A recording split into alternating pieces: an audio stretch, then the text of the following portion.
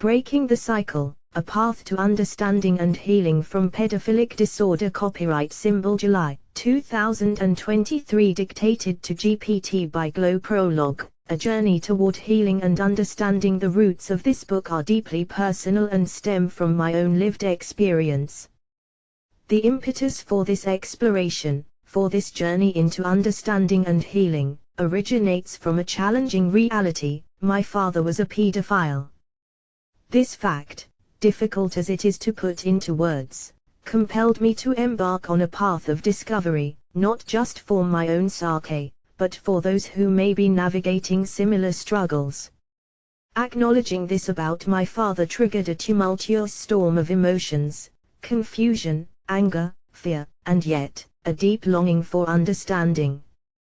This quest for comprehension, this drive to reconcile, has not been solely for my personal resolution, but with a broader goal in sight: to help others who may be walking a similar road, to illuminate the shadows of this misunderstood disorder, and to outline a path toward healing. This book is written for all the silent victims of child sexual abuse, those who have survived unthinkable horrors and carry the heavy burden of their experiences. My intention is to validate your pain, your experiences, and offer a beacon of hope on the journey toward healing. I am here to say, your voice matters. You are not alone, and together, we can overcome. Simultaneously, this book is also for those living with pedophilic disorder, individuals like my father, who may be ensnared by their own minds. It's an attempt to understand you, to delve into potential avenues of healing, and to present a promise that life can be different, healthier. I am writing this book with the firm conviction that the cycle of abuse can and must stop with this generation. We don't have to be victims of our past or slaves to someone else's demons. We can choose a different path, one of understanding, healing, and change. In this way, we can forge a better future for ourselves and generations to come. If this book can contribute, even if in a small way, to this journey of transformation, then it has fulfilled its purpose. Let this work serve as a guiding light, a handbook for understanding, a testament to resilience, and a beacon of hope in our collective journey toward healing.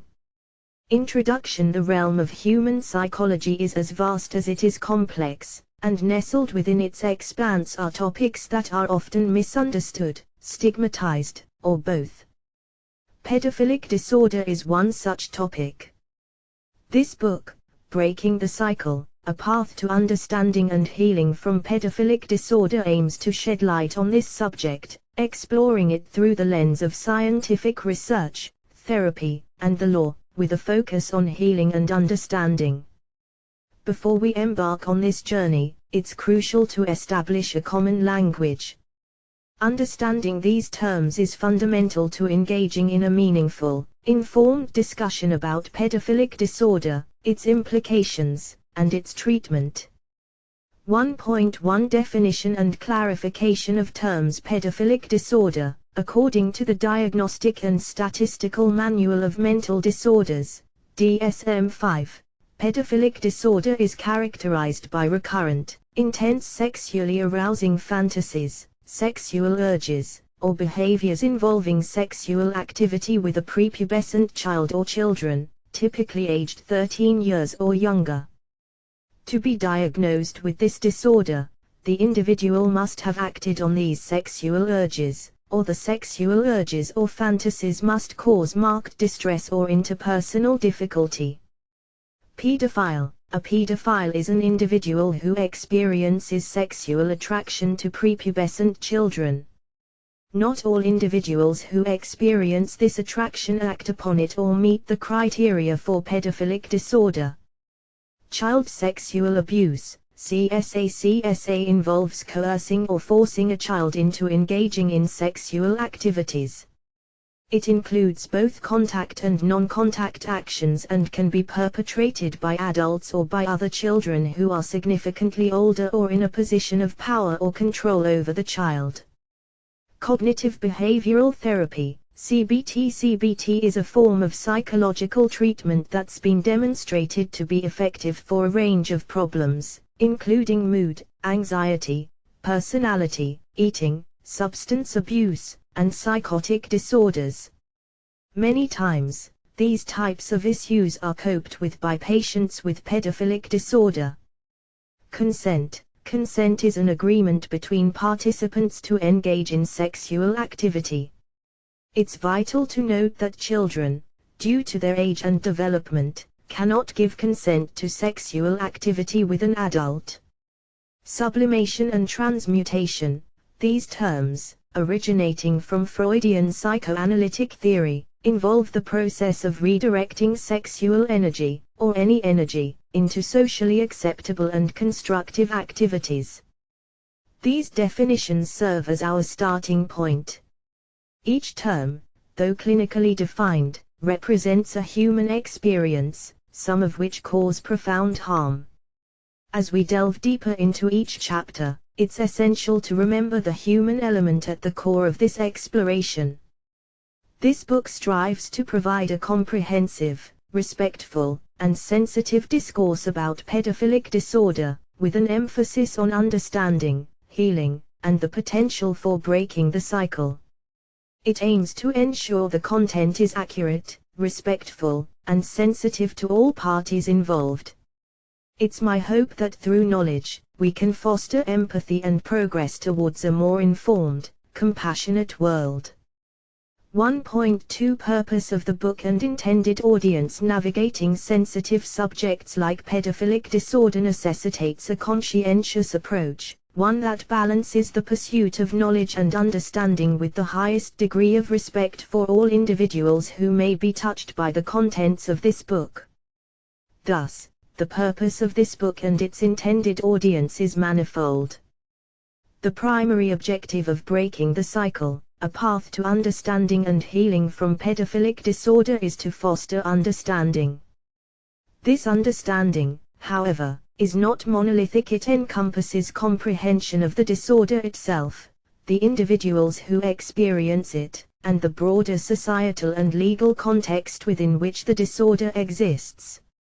In addition to understanding, the book is rooted in a message of healing and transformation, for victims of child sexual abuse, individuals with pedophilic disorder, and society as a whole. This book is intended for a broad spectrum of readers, individuals with pedophilic disorder. This book serves as a resource for those who grapple with pedophilic disorder, illuminating pathways to management and healing. It aims to provide strategies for sublimating harmful urges into positive outlets and building a healthier life.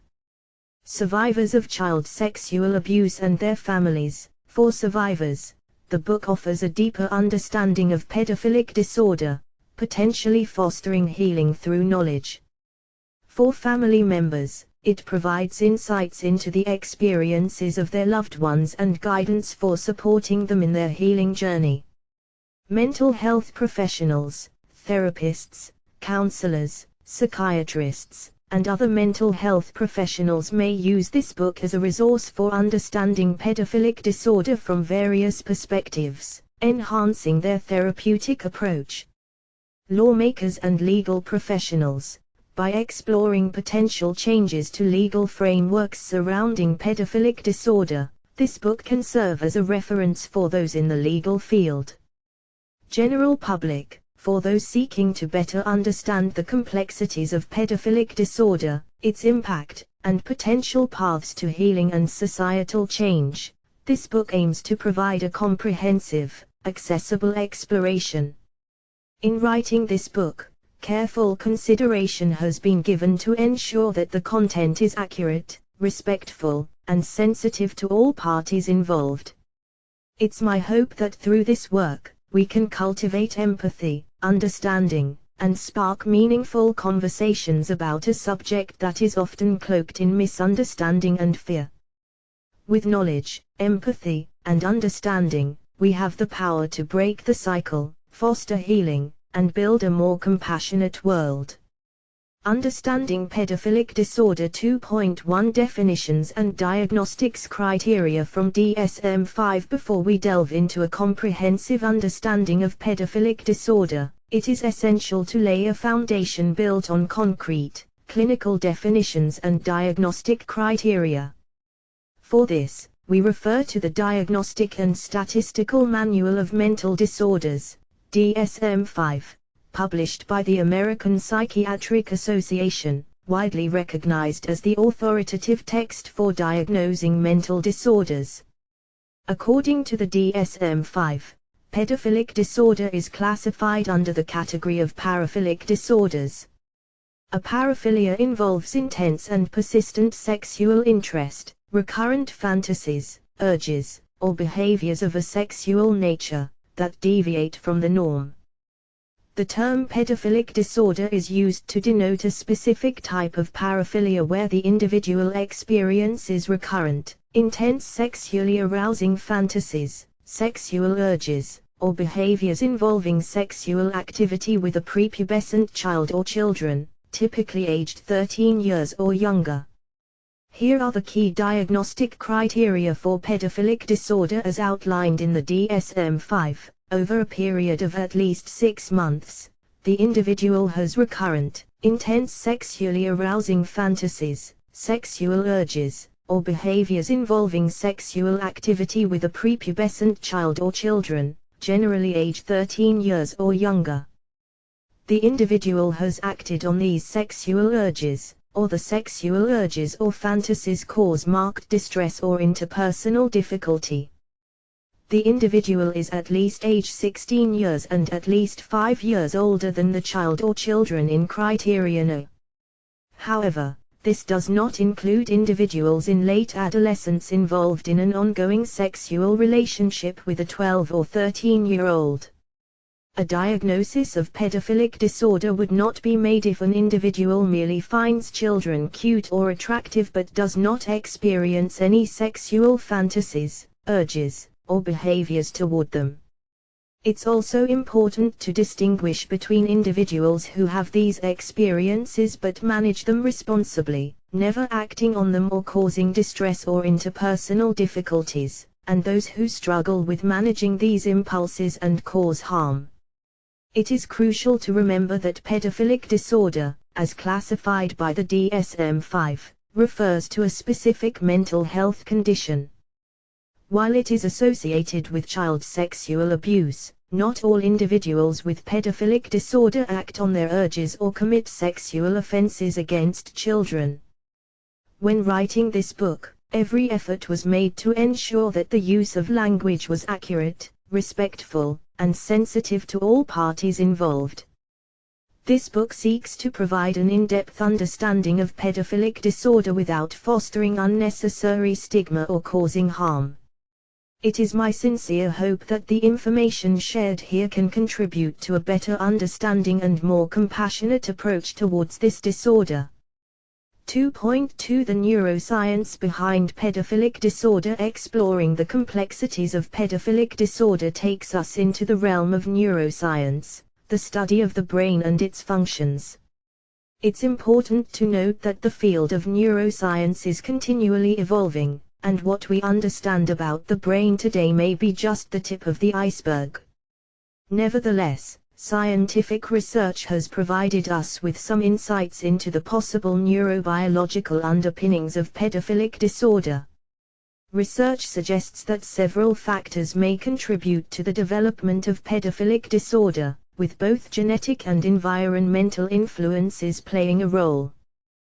The following sections will delve into these aspects, exploring what current scientific understanding has to offer. 1. Brain structure and function. Some studies suggest that individuals with pedophilic disorder may have differences in brain structure and function. For instance, certain brain areas associated with sexual behavior might show different patterns of activity. However, more research is needed in this area to understand these differences fully. 2. Neurochemical factors. Neurochemicals, the chemicals that facilitate communication between nerve cells, may also be involved. Serotonin, for example, is a neurochemical known to regulate sexual behavior. Disturbances in serotonin function might contribute to abnormal sexual behaviors, though more research is required to confirm this. 3. Developmental factors. Some research suggests that early neurodevelopmental factors, such as prenatal exposure to certain hormones, may influence the development of sexual preferences. However, these theories are still being explored and tested. As we delve deeper into the neuroscience behind pedophilic disorder, we must remember that this field of study is complex and evolving. Our current understanding is based on a mix of direct scientific evidence, theories, and hypotheses, all of which are subject to revision as new information becomes available. Writing about the neuroscience of pedophilic disorder poses its challenges, primarily due to the sensitive nature of the topic and the complexity of the science involved. Throughout this process, the goal has been to provide a comprehensive, accurate, and respectful account of what we currently know. The hope is that this exploration of the neuroscience behind pedophilic disorder will contribute to a greater understanding of the condition, fostering a more informed and empathetic perspective. With this understanding, we can work towards developing more effective treatments, creating supportive legal frameworks, and ultimately, breaking the cycle. 2.3 The socio-cultural perspective. Understanding pedophilic disorder is not merely a biological or psychological exercise, it also requires exploring the disorder's socio-cultural context. The manner in which a society perceives and reacts to pedophilic disorder can greatly impact the individuals who experience it and the broader community in which they live. 1. Stigma and misunderstanding. In many societies, there is significant stigma attached to pedophilic disorder, often due to misunderstanding and fear. This stigma can prevent individuals who experience these attractions from seeking help, leading to isolation and exacerbating the challenges they face. 2. Cultural norms and sexual behavior. Socio-cultural context can significantly influence the understanding of acceptable sexual behavior. Different cultures and societies have different norms, which can impact both the experience of individuals with pedophilic disorder and society's response. 3. Legal and policy environment. The socio-legal environment surrounding pedophilic disorder is a crucial part of the cultural landscape. Laws and policies can impact treatment availability and can influence societal attitudes towards pedophilic disorder. 4. Media influence. The portrayal of pedophilic disorder in the media can perpetuate stigma, misconceptions, and fear. Responsible reporting is essential to create a more informed and understanding society. Understanding pedophilic disorder from a socio-cultural perspective is crucial to breaking down stigmas, developing supportive policies, and fostering an environment that encourages healing and understanding.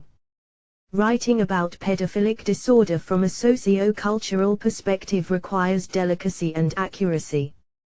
I have aimed to present this subject with utmost respect and sensitivity, making sure the information is both accurate and comprehensive. It is my sincere hope that this discussion can help us move towards a more informed, compassionate understanding of pedophilic disorder in its full socio-cultural context. 2.4 Addressing common myths and misconceptions. Unraveling the reality of pedophilic disorder requires confronting and debunking prevalent myths and misconceptions that cloud our understanding. This chapter addresses some common misapprehensions to shed light on the complex reality of pedophilic disorder. 1 myth: all individuals with pedophilic disorder act on their sexual urges and victimize children. Truth: while some individuals with pedophilic disorder do harm children, it's essential to recognize that many do not. Some manage their urges responsibly, seek therapy, and never engage in sexual activity with a child. 2 myth: Pedophilic disorder is the same as child molestation. Truth: pedophilic disorder and child molestation are not interchangeable.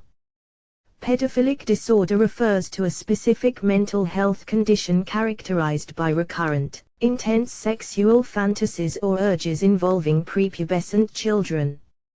Not all individuals with this disorder act on these urges. Conversely, not all individuals who molest children meet the diagnostic criteria for pedophilic disorder. 3 myth: individuals with pedophilic disorder can be cured with punishment or willpower. Truth: pedophilic disorder, like other mental health conditions, cannot simply be cured by punishment or willpower. It's a complex condition that often requires professional intervention, including therapy and possibly medication. Understanding and compassion, rather than ostracism and punishment, can be more effective in managing the disorder and preventing harm. 4 myth: pedophilic disorder is a choice. Truth: no one chooses to have pedophilic disorder. The exact causes are unknown, but like other sexual orientations, it likely arises from a complex interplay of genetic, hormonal, and environmental influences. By addressing these common myths and misconceptions, we can better comprehend the reality of pedophilic disorder and foster a more informed, empathetic approach towards individuals experiencing this condition. It is vital in our collective endeavor to support healing, improve treatment options, and ultimately break the cycle of abuse. Healthy interpersonal relationships, a framework. 3.1 Healthy adult-child interactions in understanding and addressing pedophilic disorder. It is essential to outline what constitutes healthy, appropriate interactions between adults and children. Clear boundaries are crucial for maintaining the safety, respect, and well-being of all involved parties. This chapter provides a basic framework for healthy adult-child interactions. 1. Respect for personal boundaries. Healthy interactions always involve respect for the child's personal space and boundaries. This includes both physical boundaries, such as refraining from unwanted touch, and emotional boundaries, like respecting the child's feelings and personal experiences. 2. Appropriate communication. Adults should communicate with children in a way that is appropriate for their age and understanding. This includes using suitable language, refraining from explicit or suggestive discussions, and respecting the child's viewpoints. 3. Promotion of autonomy. Encourage children to make their own decisions where appropriate. It's crucial for adults to support a child's growing autonomy while offering guidance when necessary. 4. Role of caregiver. Adults interacting with children should always remember their role as caregivers or mentors. They are responsible for ensuring the child's safety, development, and well-being. 5. Avoiding secrecy. Healthy interactions do not involve secrecy. Encourage openness and honesty in all interactions with children. 6. Role modeling. As adults, we serve as role models for children. Displaying healthy, respectful behavior is a fundamental aspect of adult-child interactions. 7. Consent. Teach children the concept of consent from an early age. They should understand they have the right to say no to any uncomfortable situation or physical touch. Healthy adult-child interactions provide a solid foundation for children's emotional and social development, cultivating their capacity for empathy, respect, and understanding. They also play a crucial role in preventing harmful behaviors, including the potential for child exploitation and abuse. By recognizing and promoting these healthy interactions, we take a critical step towards creating safer, more supportive environments for children. 3.2 Healthy adult-adult relationships. Healthy relationships form the cornerstone of our social lives and contribute significantly to our overall well-being. An understanding of healthy adult-adult relationships is essential, not just for personal growth, but also to contrast with inappropriate behavior patterns. Here are the key elements that constitute a healthy adult-adult relationship. 1. Mutual respect. Respect is fundamental to any healthy relationship. This means recognizing each other's individuality, accepting differences, and appreciating each other's roles in the relationship. 2. Effective communication. Open, honest, and respectful communication is a hallmark of a healthy relationship. This includes expressing feelings, thoughts, and needs clearly, and actively listening to your partner.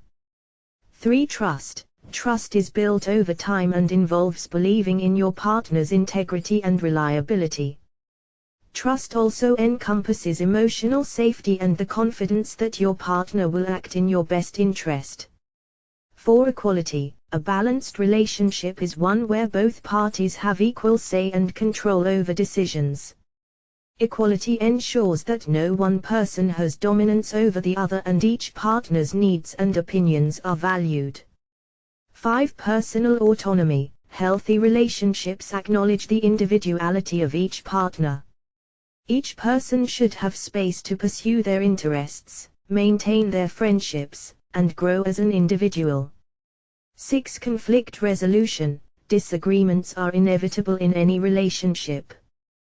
The key is to handle conflicts respectfully, aiming for resolution rather than winning an argument.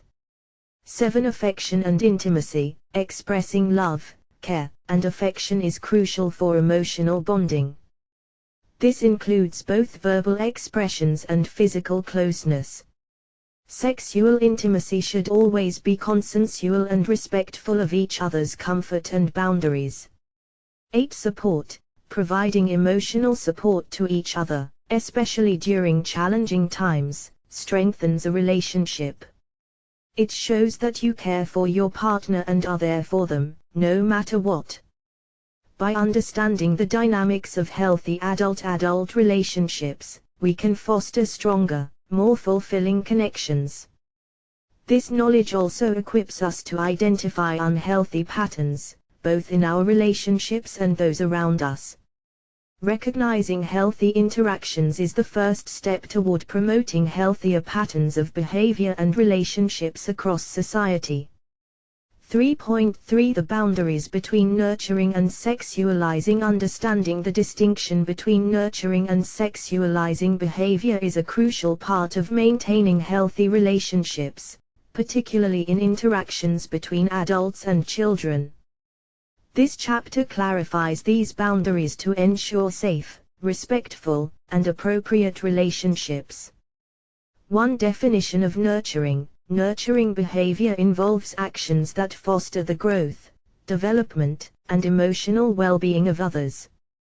In adult-child interactions, this might involve teaching, offering emotional support, encouraging exploration and learning, and demonstrating love and care in appropriate ways. 2. Definition of sexualizing. Sexualizing behavior, in contrast, involves imposing adult sexual behaviors, intentions, or interpretations onto situations, particularly when they involve children. This behavior is inappropriate and harmful. 3. Recognizing the difference. Differentiating between nurturing and sexualizing can be challenging, particularly when behaviors might initially seem affectionate or caring. Key indicators to identify sexualizing behavior include the adult becoming secretive about their interactions with the child, the adult pushing or ignoring established physical or emotional boundaries, or the adult introducing sexual themes into conversations or activities with the child. 4. Maintaining boundaries. It is essential for adults to respect boundaries in their interactions with children. This means acknowledging and respecting a child's comfort levels, personal space, and emotional boundaries.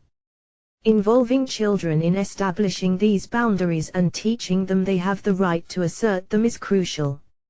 5. Understanding the role of adults. Adults carry the responsibility to protect and foster the healthy growth of children.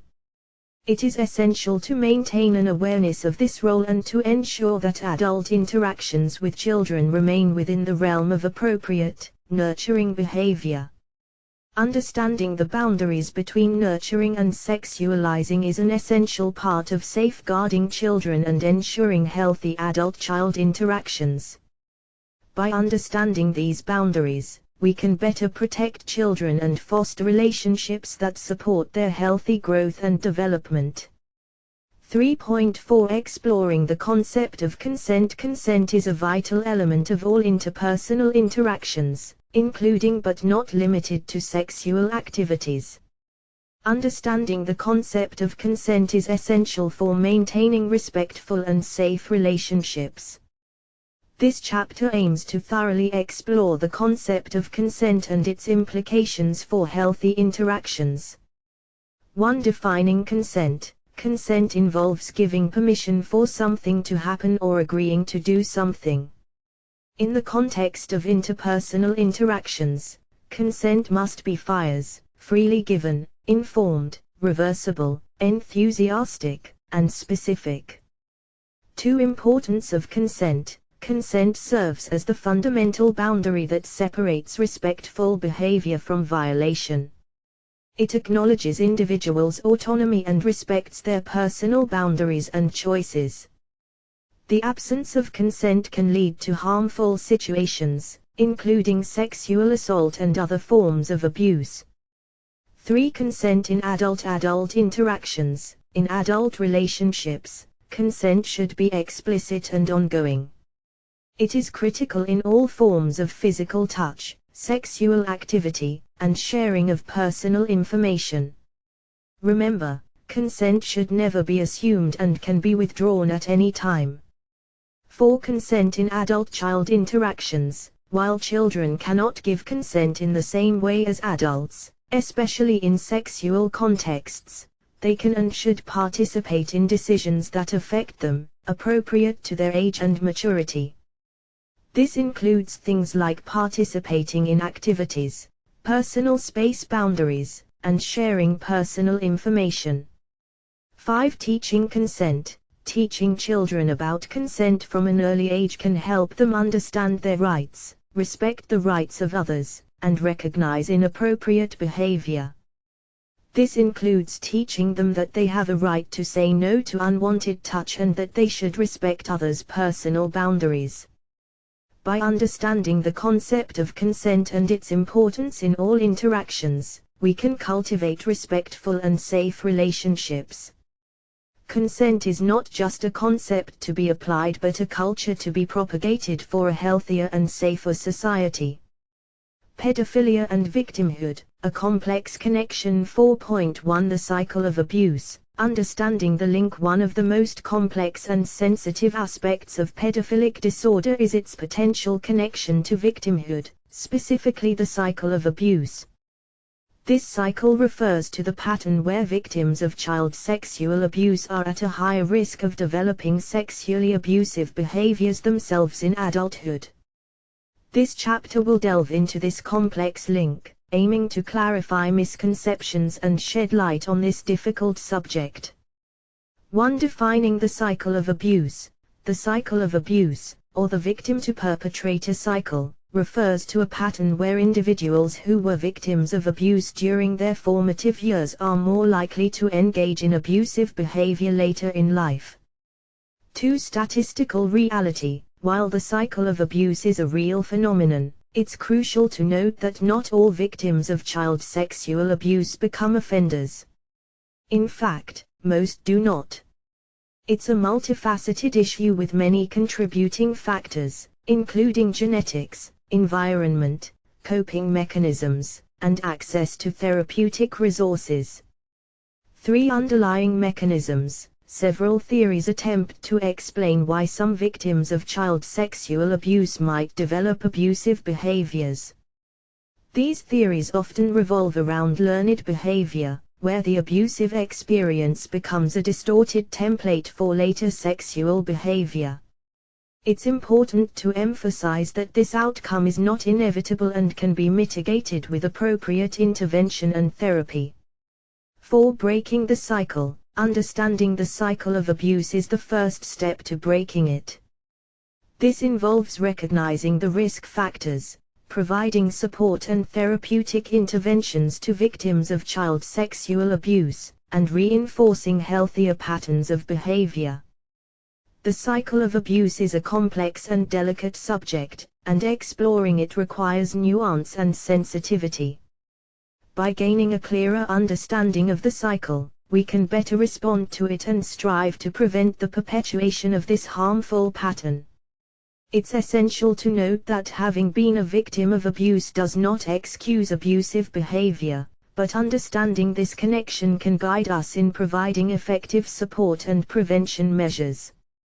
4.2 Psychological impact on the individuals, perpetrators and victims. The psychological impact of pedophilic disorder extends to both the individuals with the disorder and their victims. This chapter explores the profound and often devastating effects these situations can have on the mental health and overall well-being of all involved. 1. Impact on individuals with pedophilic disorder. Individuals diagnosed with pedophilic disorder often experience a range of psychological effects. These can include feelings of guilt, shame, and self-loathing due to their inappropriate desires. They may also suffer from anxiety, depression, or suicidal thoughts, especially if they lack appropriate treatment and support. The stigma surrounding the disorder can exacerbate these feelings, often leading to social isolation. 2. Impact on victims. The psychological impact on victims of child sexual abuse is profound and long-lasting. This can include but is not limited to post-traumatic stress disorder, PTSD, depression, anxiety, eating disorders, self-harm tendencies, and suicidal ideation. Victims may also have difficulties forming healthy relationships in the future and often experience problems with trust and intimacy. 3. Impact on relationships. Pedophilic disorder affects not just the individuals directly involved but also their relationships with family, friends, and the wider community. Families may experience feelings of betrayal, anger, and guilt. Communities may also struggle with feelings of fear, anger, and confusion. 4. The importance of support and treatment. Both individuals with pedophilic disorder and their victims can benefit significantly from therapeutic interventions. For those with the disorder, cognitive behavioral therapy, among others, can help manage their urges and reduce the risk of offending. Victims of abuse can also find healing and recovery through trauma-focused therapy and support networks. The psychological impacts of pedophilic disorder and child sexual abuse are profound and far-reaching. By understanding these impacts, we can better support those affected and strive towards prevention, early intervention, and effective treatment. 4.3 Breaking the cycle. Prevention and intervention. Breaking the cycle of abuse is paramount to halting the perpetuation of pedophilic behaviors and child sexual abuse. This chapter explores both prevention strategies and intervention methods designed to mitigate the risks and intervene when necessary. 1. Prevention through education. Education is one of the most potent tools for prevention. This includes teaching children about safe touch, personal boundaries, and consent from an early age. Furthermore, educating society about the realities of pedophilic disorder, including dispelling myths and reducing stigma, can create a more supportive environment for individuals seeking help. 2. Early detection and intervention. Detecting and addressing pedophilic behaviors or tendencies at the earliest possible stage is key to preventing harm. This might involve mental health screenings, access to confidential therapeutic resources, or community support structures. 3. Support for at-risk individuals. providing comprehensive support for individuals diagnosed with pedophilic disorder or those at risk can help prevent abusive behaviors. This support can include therapy, medication, peer support groups, and resources for coping with their feelings in a non-harmful way. For intervention for victims, rapid and sensitive intervention for victims of child sexual abuse is critical. This can involve immediate safety measures, trauma-focused therapy, and long-term support to help them recover and lead healthy lives. 5. Legal measures. The legal system plays a vital role in prevention and intervention. Laws should be designed to protect victims, punish perpetrators, but also offer pathways for those with pedophilic disorder who haven't offended to seek help without fear of undue reprisal. Breaking the cycle of abuse is a multidimensional challenge that requires societal, legal, and individual efforts. By working together, we can create a safer environment for children and offer a path to recovery for victims and those struggling with pedophilic disorder. Treatment options and their effectiveness. 5.1 Cognitive Behavioral Therapy, CBT. Cognitive behavioral therapy, CBT, is one of the most commonly employed therapeutic interventions for individuals diagnosed with pedophilic disorder. This chapter will examine how CBT works and evaluate its effectiveness in treating this complex condition. 1. Understanding CBT. CBT is a form of psychotherapy that changes harmful patterns of thought or behavior. The therapy is based on the cognitive model, which postulates that our thoughts, feelings, and actions are interconnected. Changing negative thoughts can lead to a change in feelings and behavior. 2. Application of CBT in pedophilic disorder. For those with pedophilic disorder, CBT focuses on managing inappropriate sexual urges, fostering empathy for potential victims, and developing healthier sexual attitudes and behaviors. Techniques may include cognitive restructuring, changing the way they think about their urges, self-monitoring of sexual arousal, and development of relapse prevention strategies. 3. Effectiveness of CBT. Research has shown that CBT can be effective in reducing recidivism rates among sexual offenders, including those with pedophilic disorder. While not a cure, CBT can help individuals manage their urges and avoid acting on them. However, the effectiveness of CBT varies among individuals, and it requires a strong commitment from the patient. 4. Challenges and limitations. While CBT can be beneficial, it's not without challenges. These include patient resistance to change, the societal stigma surrounding pedophilic disorder that may discourage individuals from seeking treatment, and the difficulty of measuring treatment success due to the hidden nature of the disorder. CBT is a vital tool in the treatment of pedophilic disorder. While it may not be effective for everyone, it offers hope for many. By improving understanding and access to CBT and other therapeutic interventions, society can help individuals manage their condition and prevent harm. 5.2 Medication therapies. In addition to psychotherapy, certain medications have been used in the treatment of pedophilic disorder. This chapter will discuss the different types of medications used and their effectiveness in managing the disorder. 1. Types of medications.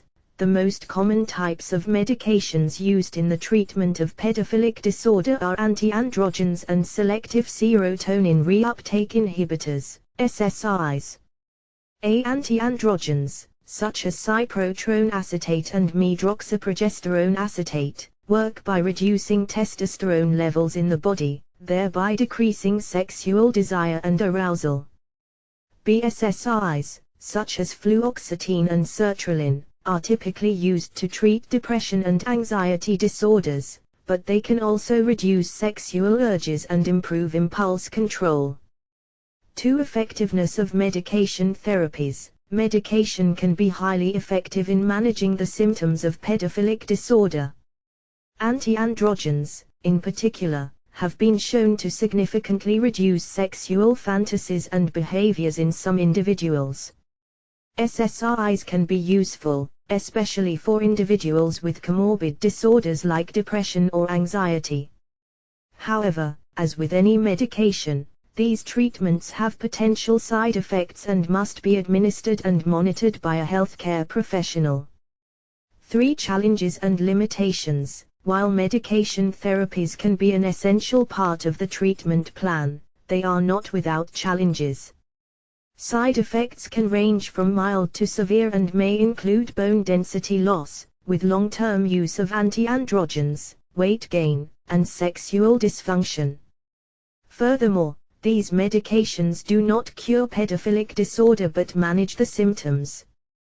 They also require the individual's cooperation and adherence to the medication plan. For the role of informed consent, it's important to note that any use of medication should be voluntary and based on informed consent. The individual should be fully aware of the potential benefits and side effects before starting any medication regimen. Medication therapies, often used in conjunction with psychotherapy, can play a significant role in managing pedophilic disorder. While they are not without challenges, they provide an additional avenue for treatment that can significantly improve the lives of individuals with the disorder and increase public safety. 5.3 Other therapeutic interventions beyond cognitive behavioral therapy and medication. There are additional therapeutic interventions that can be utilized in the treatment of pedophilic disorder. This chapter will explore these alternate therapies and their potential effectiveness. 1. Group therapy. Group therapy, often a supplement to individual therapy, allows individuals with pedophilic disorder to share experiences, express feelings, and learn to 3, 4, 5, 6 from others in a similar situation.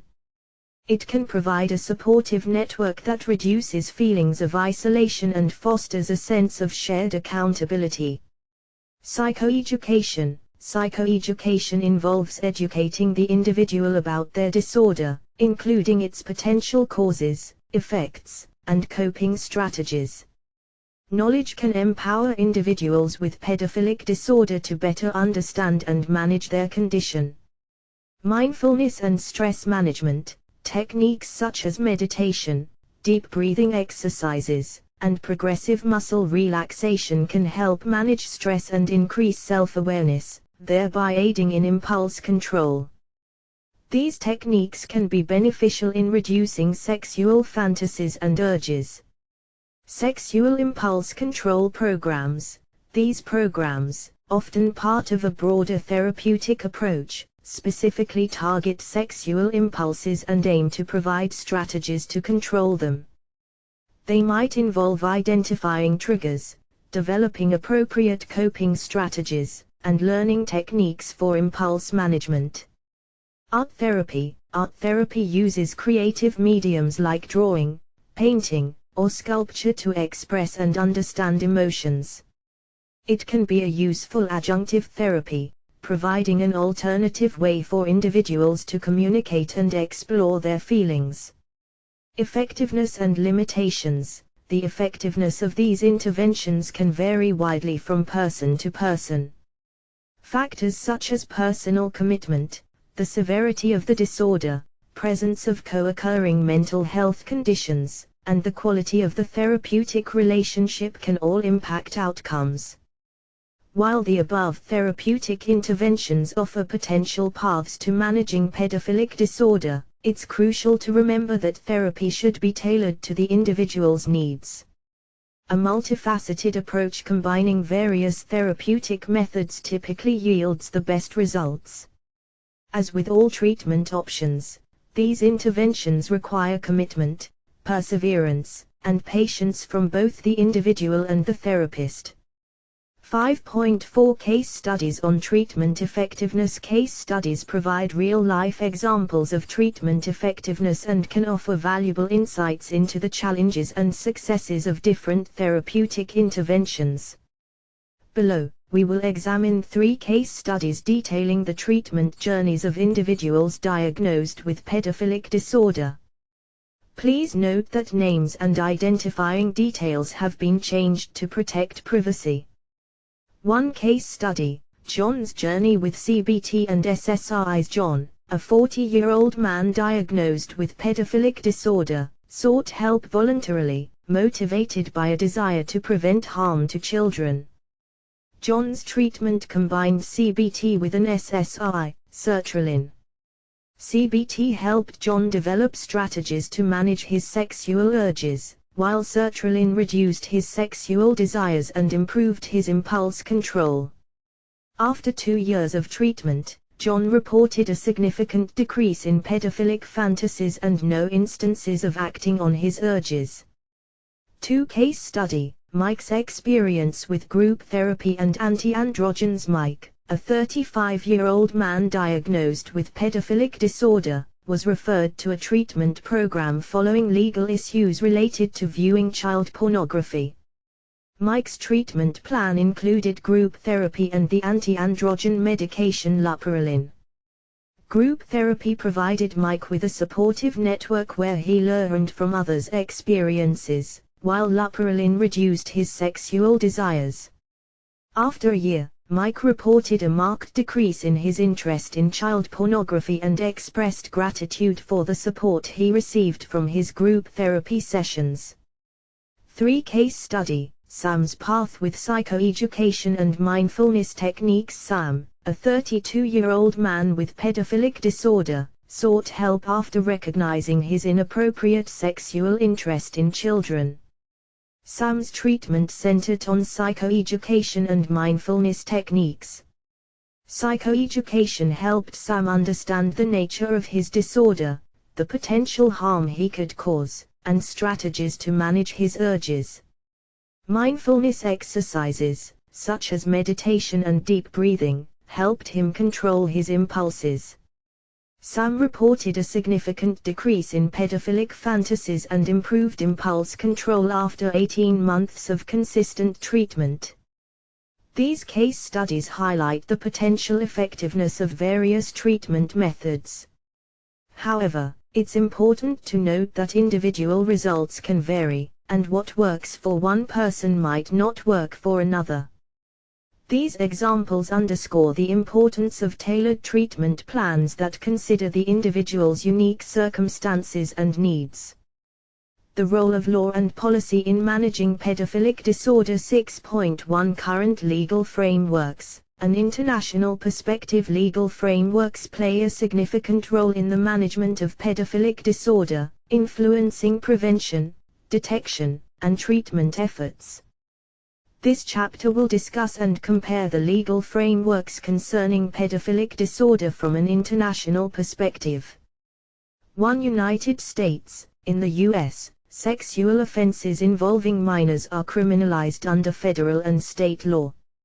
Individuals convicted of these crimes face punishment ranging from fines and probation to lengthy prison sentences. On the treatment front, sex offender management programs, SOMPs, in prisons provide therapy and education to individuals convicted of sexual offenses.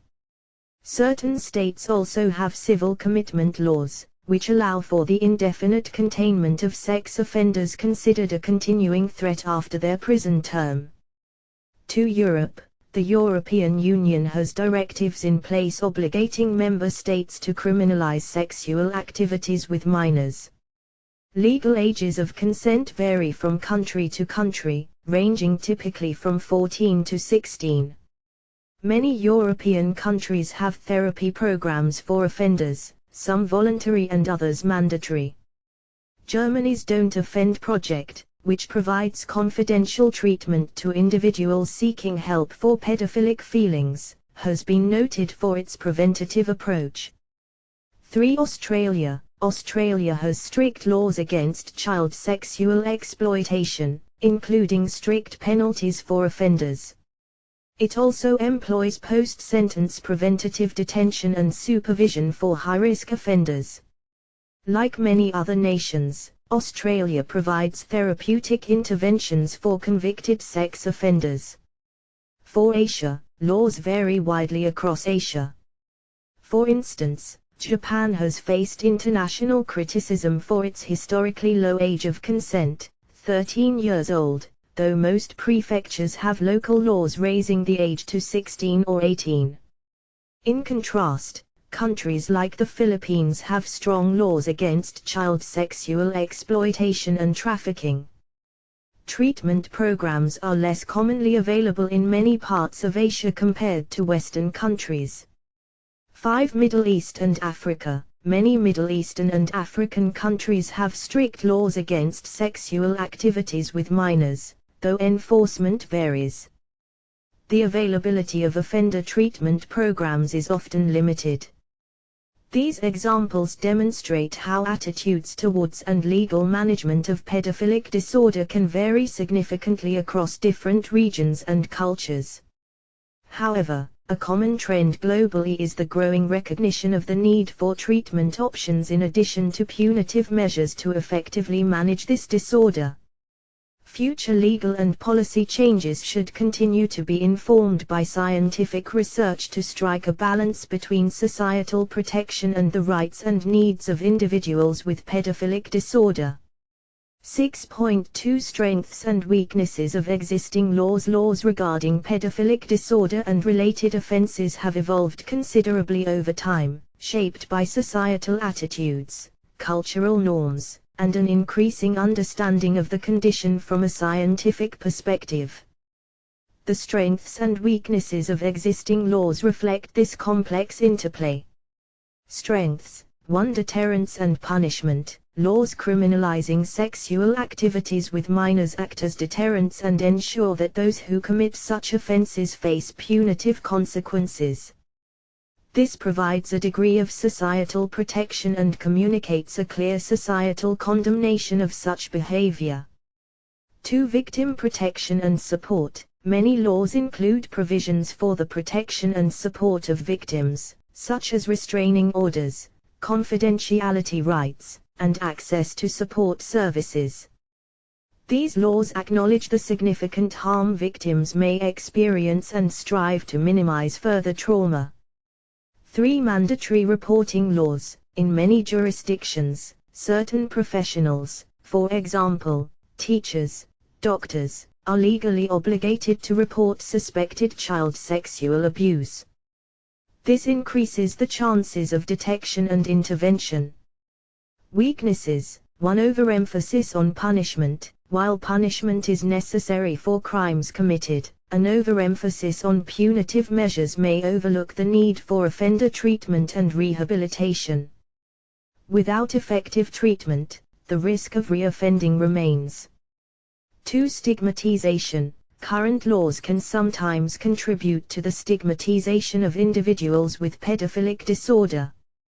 This stigmatization can discourage individuals who need help from seeking it, hindering prevention efforts.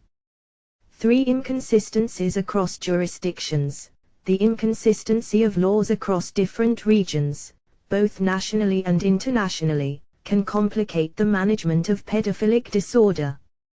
Disparities in ages of consent, the definition of offenses, and access to treatment create legal gray areas and can hinder effective global cooperation on this issue. 4. Limited access to treatment. While some legal systems provide access to treatment for offenders, many do not. Laws could do more to encourage or mandate treatment for individuals with pedophilic disorder, particularly those who have offended. 5. Mandatory reporting and its consequences. While mandatory reporting laws aim to protect children, they might also have unintended consequences.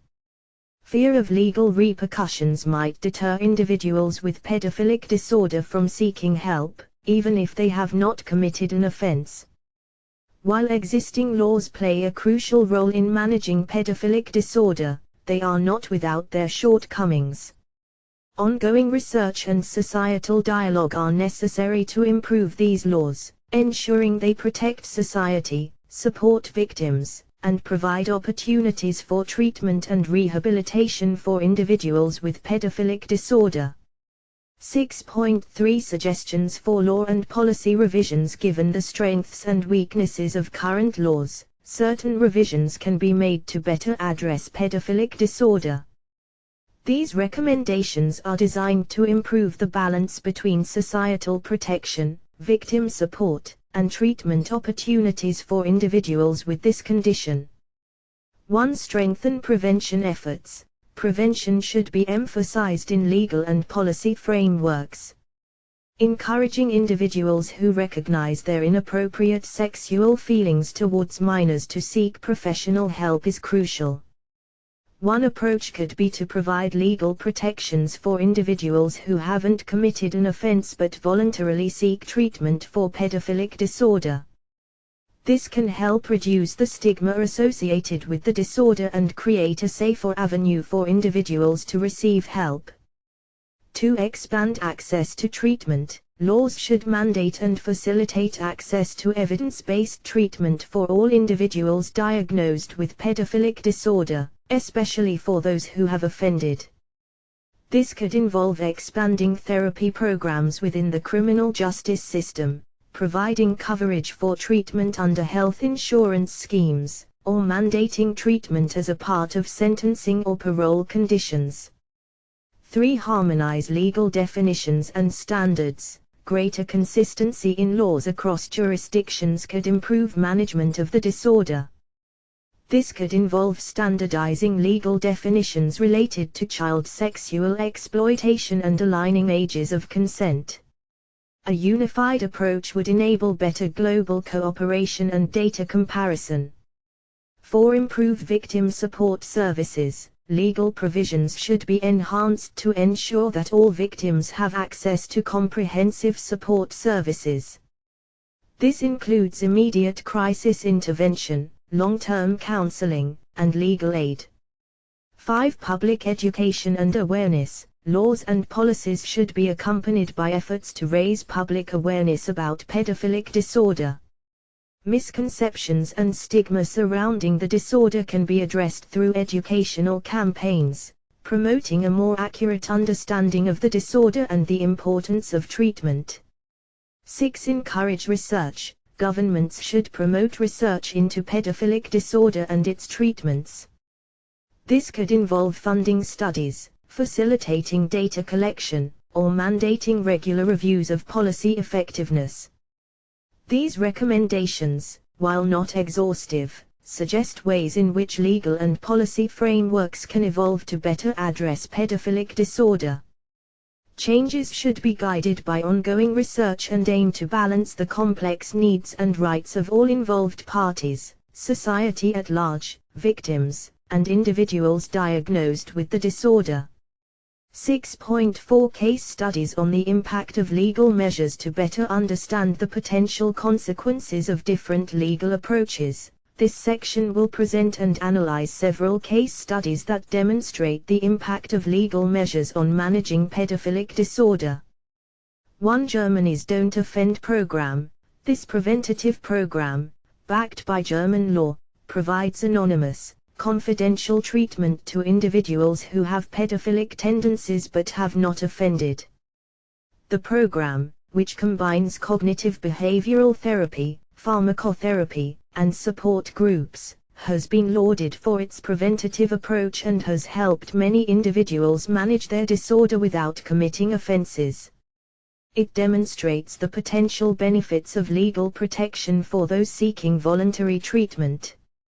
2. California's Sexually Violent Predator Act. This act allows for the civil commitment of certain sex offenders after they complete their prison sentences.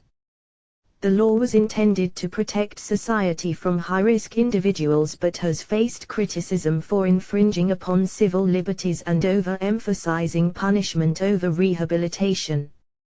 3. UK's Sexual Harm Prevention Orders.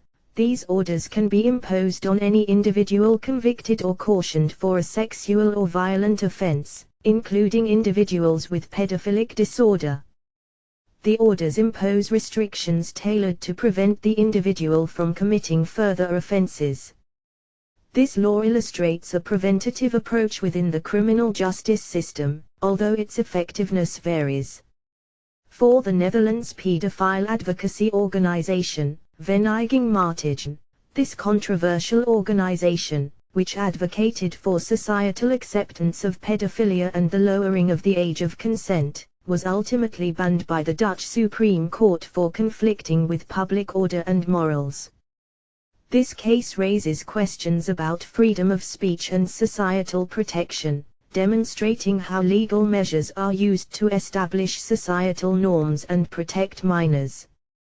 These case studies highlight the diversity of legal approaches and the balance required between societal protection, individual rights, and rehabilitation efforts.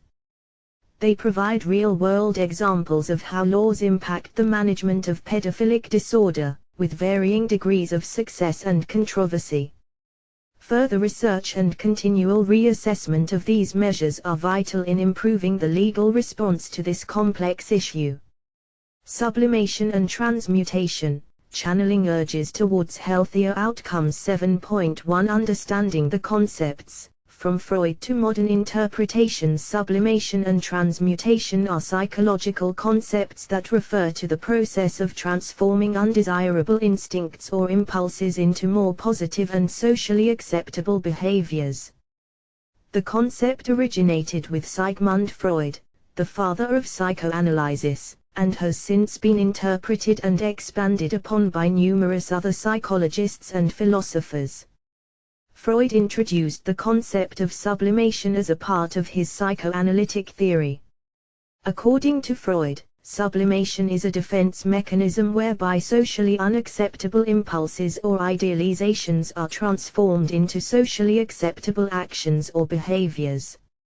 For example, a person with aggressive impulses might take up a contact sport, such as boxing, allowing them to express their aggression in a controlled, socially acceptable way. The concept of transmutation, although not explicitly discussed by Freud, has its roots in his work.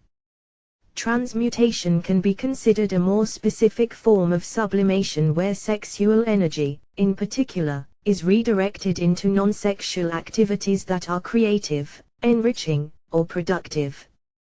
It was later expanded upon in the works of Carl Jung and other psychologists, who acknowledged that sexual energy can be a powerful driving force that, when properly harnessed and redirected, can lead to significant personal growth and achievement. In the modern era, these concepts have been applied to various fields, including criminology, where they are used to understand how undesirable impulses, such as those experienced by individuals with pedophilic disorder, can be redirected towards healthier outcomes. It is essential to note that sublimation and transmutation do not eliminate or reduce the intensity of the initial impulse, rather, they provide an alternative, socially acceptable outlet for its expression. Therefore, they can serve as powerful tools for individuals with pedophilic disorder to manage their sexual urges without causing harm to themselves or others. In the following sections, we will explore how these concepts can be applied specifically to pedophilic disorder and consider the potential benefits and challenges of such an approach. 7.2 Practical strategies for sublimation and transmutation. The practical application of sublimation and transmutation for individuals with pedophilic disorder requires careful consideration and guidance from professionals. Below, we will outline some potential strategies for this process. 1. Cognitive reframing. This involves changing the way one thinks about their impulses or feelings. By learning to see their sexual urges as a source of energy that can be 2, 3, 4, 5, 6, 7 redirected, rather than a problem to be suppressed, individuals may be better able to harness this energy for productive pursuits. Cognitive behavioral therapy, CBT, can be very useful in teaching cognitive reframing skills. Creative and artistic outlets. Engaging in artistic activities such as painting, writing, or music can be an effective way to channel sexual energy into something creative. The process of creating art can also provide a cathartic emotional release. Physical activity, regular exercise, particularly high-intensity activities, can be an effective way of using and reducing excess energy.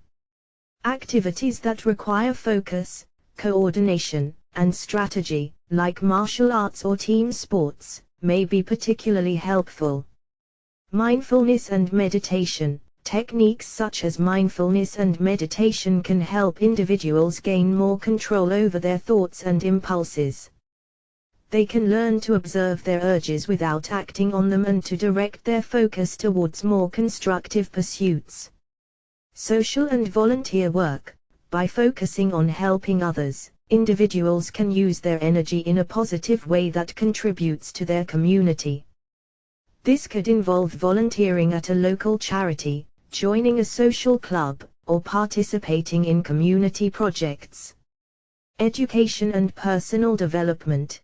Pursuing further education or developing new skills can be a constructive way to redirect energy. This might involve taking up a new hobby, learning a new language, or taking courses related to one's career. Therapeutic support. Throughout this process, ongoing therapeutic support is crucial.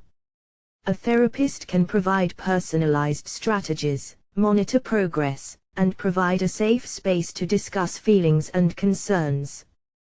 These strategies should not be considered a replacement for professional treatment for pedophilic disorder, but rather as complementary to a broader treatment plan. The suitability of each approach will depend on the individual's circumstances, interests, and the nature of their disorder.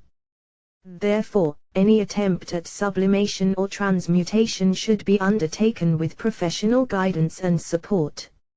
7.3 The role of support networks and communities in the journey of healing and managing pedophilic disorder. Having a strong and understanding support network can be invaluable. This chapter explores the role that friends, family, therapeutic communities, and broader support networks can play in this process. 1. Understanding and empathy. Stigma can often isolate individuals struggling with pedophilic disorder. Friends and family who are informed and understanding can offer crucial emotional support. This involves learning about the disorder, listening without judgment, and respecting the individual's experiences and feelings. 2. Therapeutic communities. Therapists, counselors, and other mental health professionals play a vital role in providing treatment and support. This may involve individual therapy, group therapy, or participation in a treatment program. The confidentiality and professional guidance offered by these communities provide a safe environment for individuals to express their feelings and discuss their challenges. 3. Peer support. Support groups for individuals with pedophilic disorder can be a source of comfort and advice. Sharing experiences with others who face similar struggles can reduce feelings of isolation and provide practical strategies for managing the disorder. However, these groups should be moderated by professionals to ensure that they remain a positive and healthy environment. 4. Online communities. The Internet provides an opportunity for anonymous support and information sharing. However, it is crucial to find reputable and moderated online communities that promote healthy behaviors and respect for law and ethics. 5. Community services and resources. Local mental health services, community education programs, and advocacy organizations can provide resources and support. This might involve counseling services, educational materials, or assistance navigating legal and healthcare systems. The development of a support network is a dynamic and ongoing process that requires open communication, mutual respect, and understanding. The role of each component of this network will vary based on the individual's needs and circumstances. By offering a solid support base, These networks can facilitate the process of sublimation and transmutation, contributing significantly to an individual's ability to manage their disorder and lead a fulfilling, law-abiding life. Creating a safe and supportive environment for non-offending pedophiles. 8.1 The importance of reducing stigma. Stigma is a powerful force that can perpetuate harm, create barriers to treatment, and foster isolation and despair.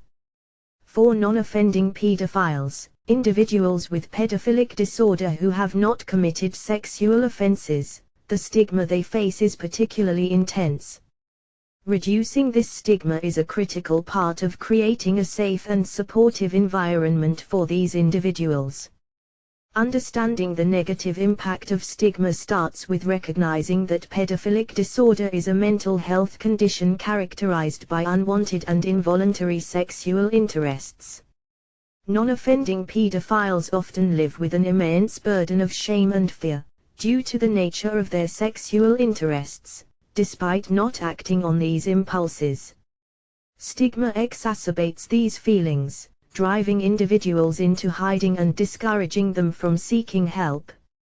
This can intensify feelings of isolation and increase the risk of mental health issues, such as depression and anxiety. Moreover, stigma can create barriers to treatment, as individuals may fear judgment or backlash if they disclose their struggles to health professionals. Reducing stigma is, therefore, essential for the following reasons. 1. Encouraging treatment seeking. Reducing stigma makes it more likely that individuals will seek help for their disorder. This can lead to earlier intervention, which increases the chances of successful management of the disorder. 2. Improving mental health.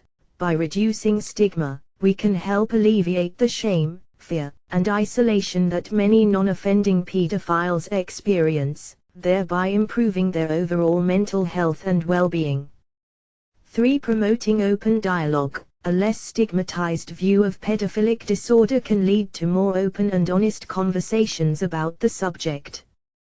This can increase societal understanding and compassion, and inform more effective strategies for prevention and treatment.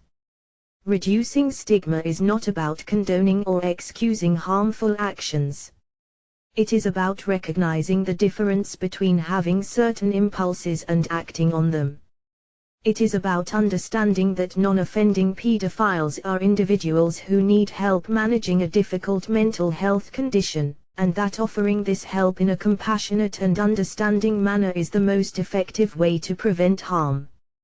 8.2 Accessibility of mental health services. The provision of mental health services is an essential part of support for non-offending pedophiles.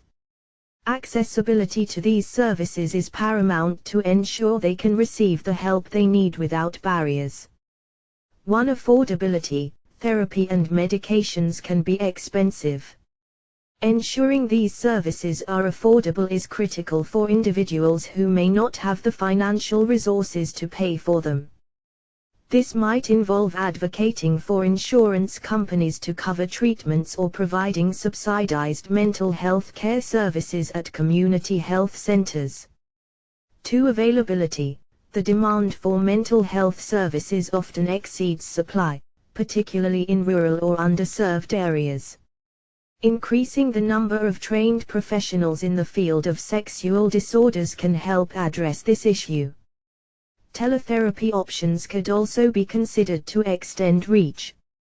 3. Anonymity.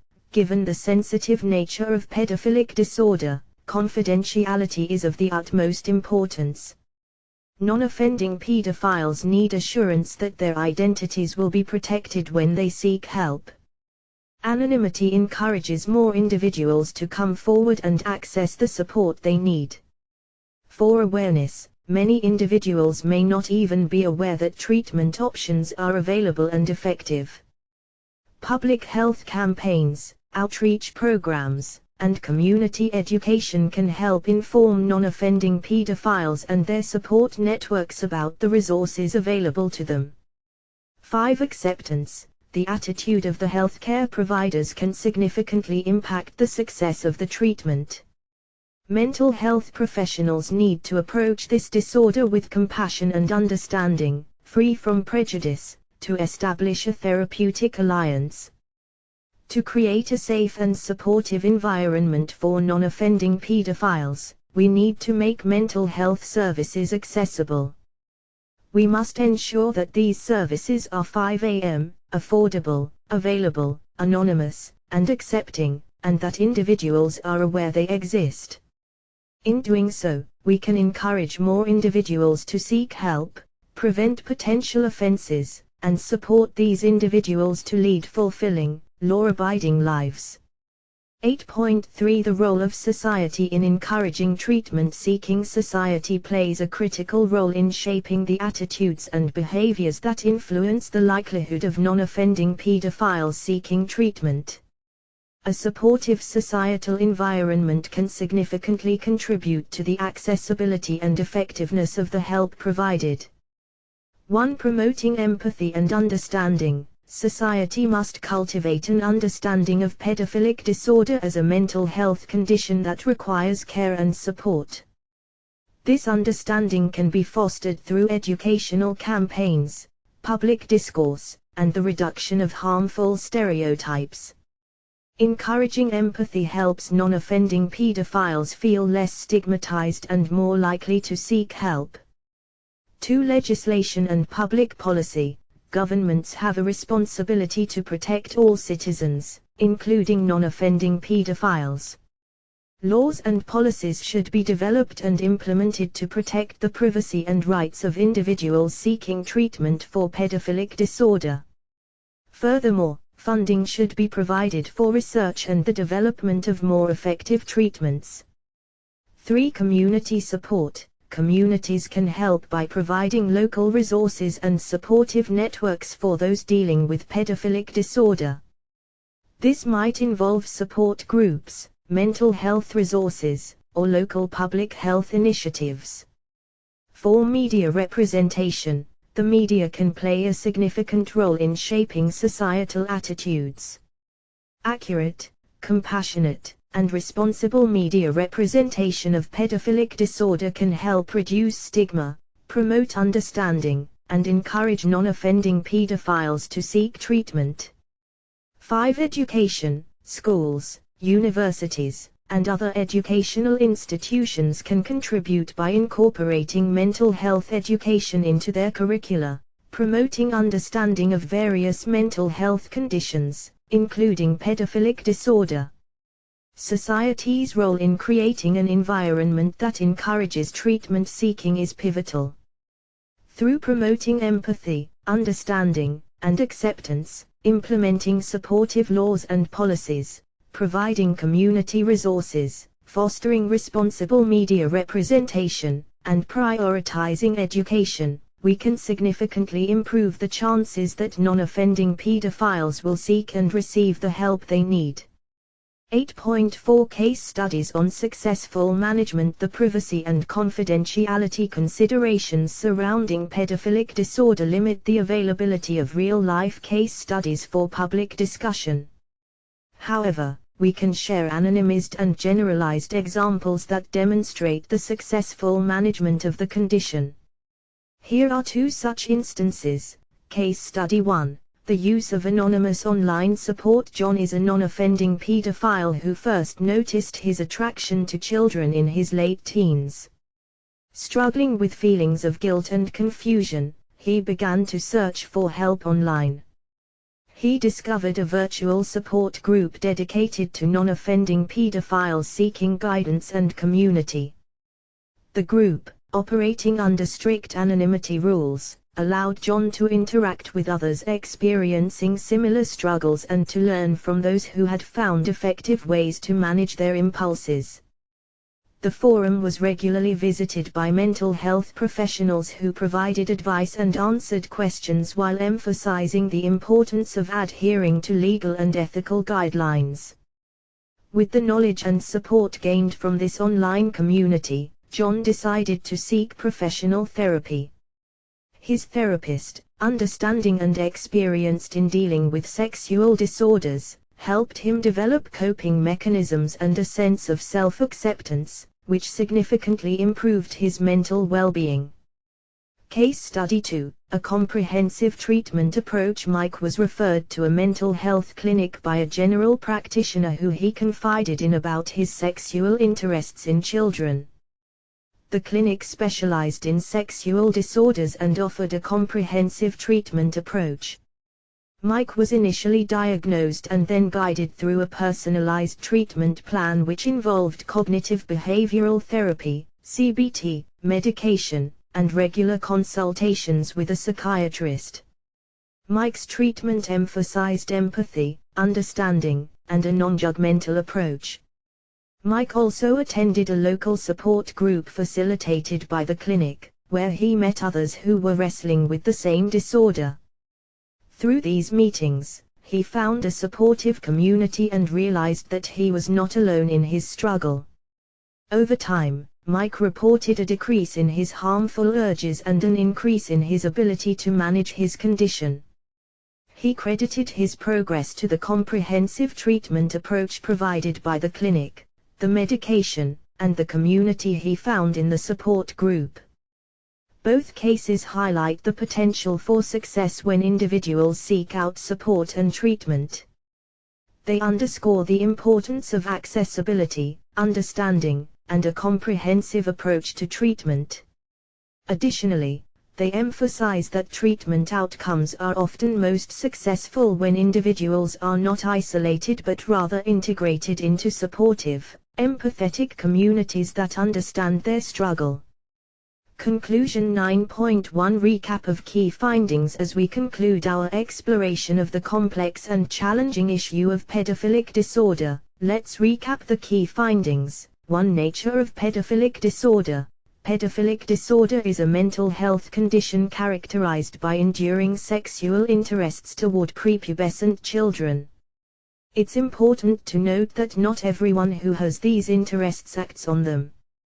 The exact prevalence of pedophilic disorder is hard to estimate, but some research suggests that up to 5% of men may have pedophilic interests, with a significantly smaller fraction acting on these urges.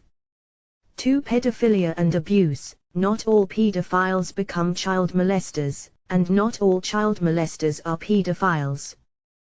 There is a crucial distinction between having a sexual interest in children, pedophilia, and committing sexual abuse against children. 3. Neuroscience and socio-cultural aspects. Both biological and environmental factors contribute to the development of pedophilic disorder. Research has shown differences in brain structure and function in those with this disorder.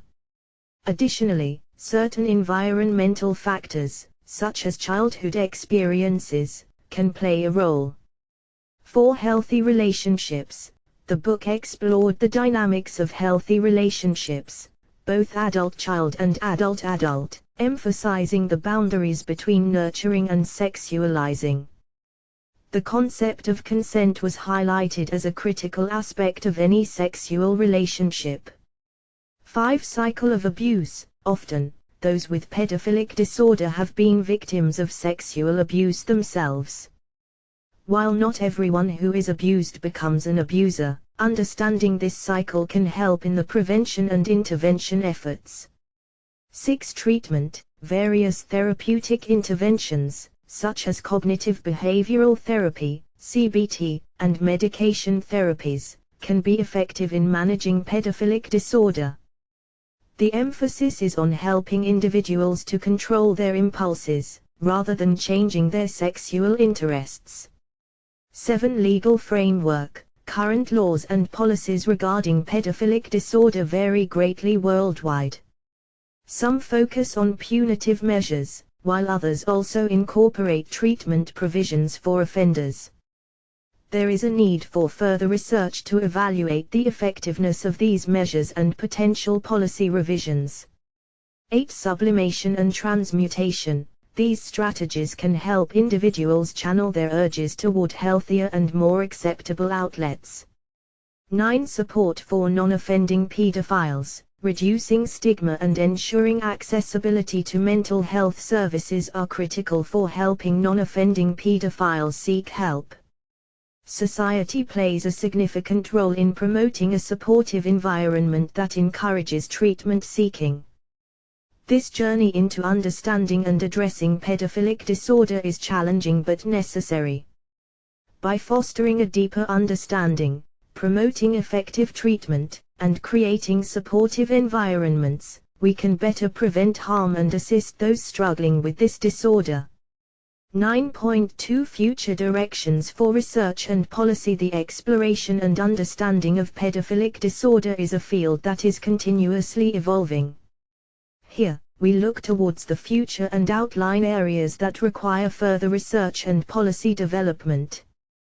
1. Understanding the neuroscience.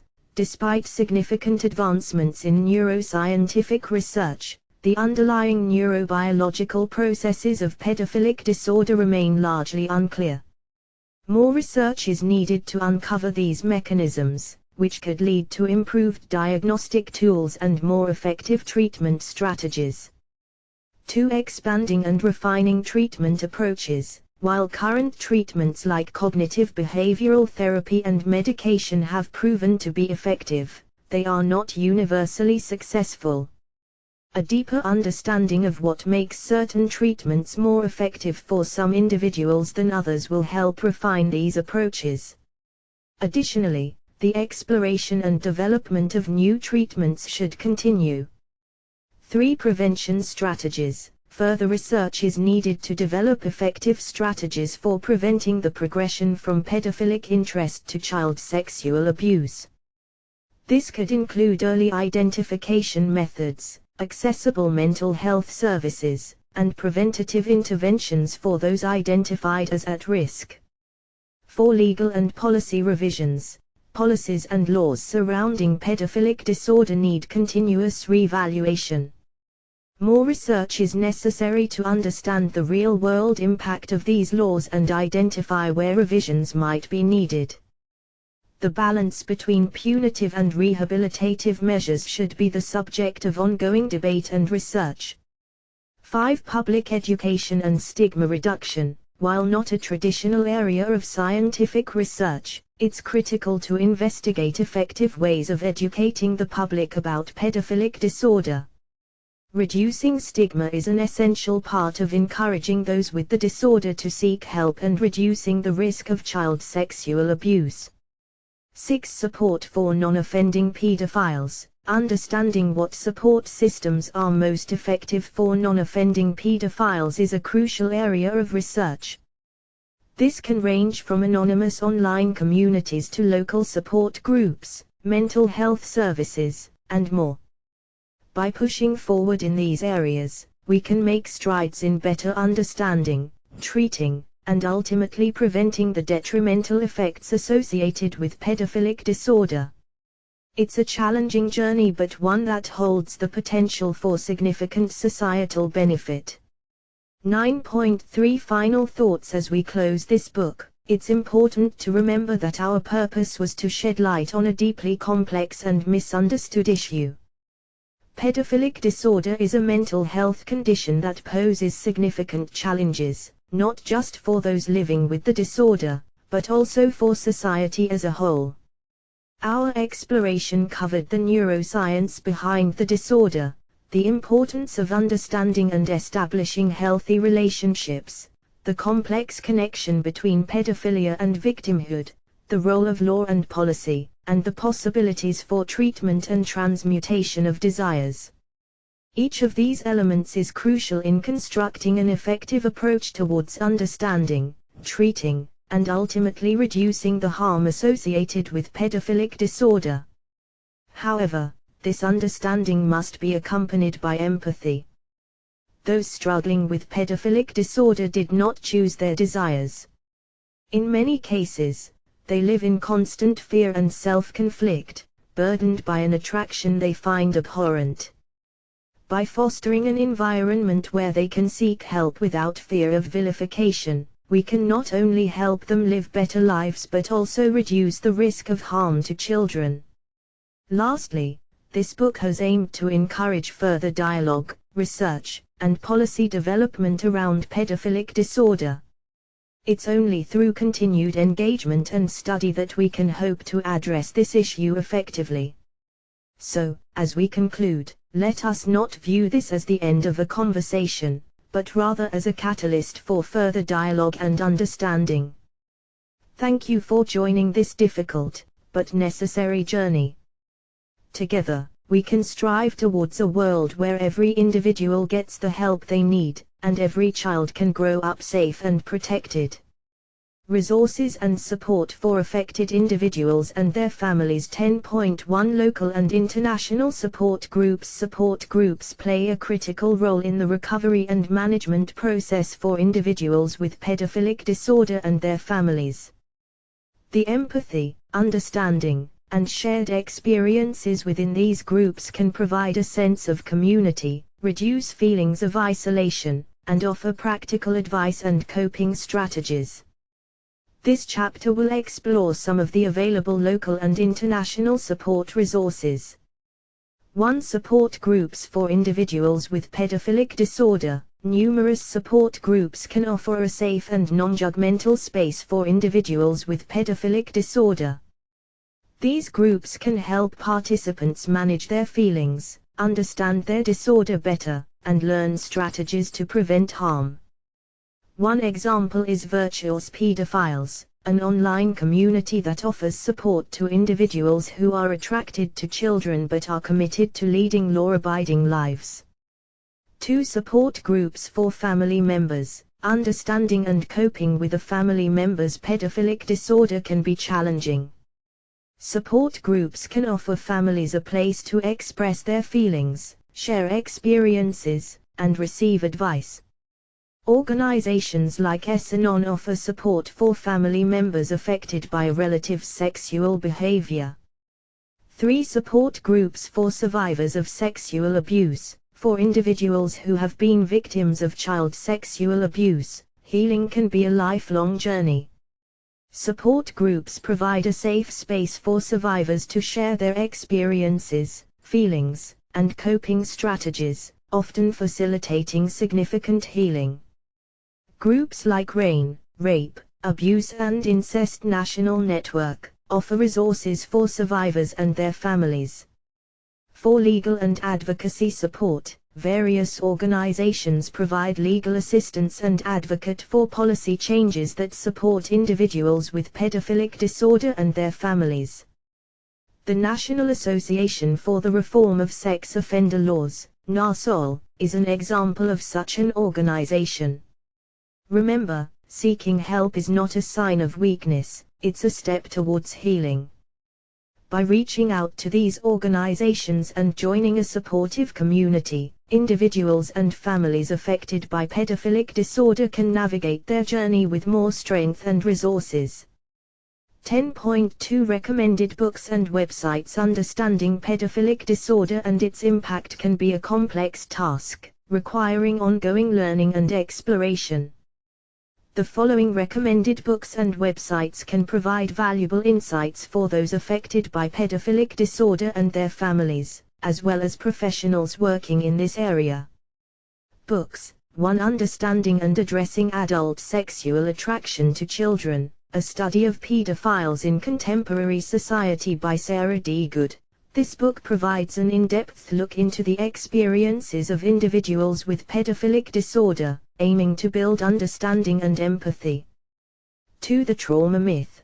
The Truth About the Sexual Abuse of Children and Its Aftermath by Susanna Clancy. Although somewhat controversial, this book offers a fresh perspective on child sexual abuse, focusing on the long-term effects of abuse on victims. 3. Predators, Pedophiles, Rapists, and Other Sex Offenders by Anna Salter. This book explores the mindset of sexual offenders, including those with pedophilic disorder, providing valuable insights for understanding and treatment.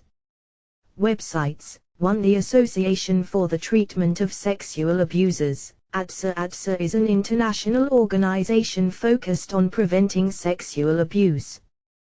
They offer resources for professionals, people affected by sexual abuse, and individuals with sexual behavior problems. 2. Virtuous Pedophiles. an online support community for individuals who are attracted to children but are committed to leading law-abiding lives. 3. National Organization for Victim Assistance. Nova provides support for victims of any kind of trauma, including child sexual abuse, and offers resources for families and professionals. Remember, it's crucial to approach this topic with an open mind, empathy, and a commitment to learning. Only through understanding can we support healing and contribute to ending the cycle of abuse. 10.3 Directory of Professional Help. Professional help is essential for individuals experiencing pedophilic disorder and for families affected by it. This section provides a directory of professional services that offer therapeutic interventions, counseling, legal assistance, and more. 1. Mental health professionals, psychotherapists, psychiatrists, and psychologists who specialize in sexual disorders can be an invaluable resource. They can provide treatments like cognitive behavioral therapy, CBT, help with medication management, and offer counseling to families. Examples of such services include the Association for the Treatment of Sexual Abusers, ATSA, the American Board of Sexology, and the International Institute of Trauma and Addiction Professionals. 2. Legal counsel. Lawyers who specialize in sex crimes can provide advice and representation to individuals and families dealing with legal issues related to pedophilic disorder. Organizations like the National Association of Criminal Defense Lawyers, NACDL, can help locate an appropriate legal professional. 3. Support services. Various organizations offer support services like hotlines, counseling services, and educational materials. Examples include the National Sexual Assault Hotline run by RAIN, the National Child Traumatic Stress Network, and Child Help. 4. Pediatricians and child advocacy centers. Pediatricians and child advocacy centers can help ensure the safety and well-being of children potentially at risk. They offer a child-friendly environment for the investigation of suspected child abuse and provide medical and mental health services. It's important to remember that seeking professional help is a critical step in the journey towards understanding, managing, and healing from pedophilic disorder. No one has to walk this path alone. There are numerous resources available, and it's essential to make use of them.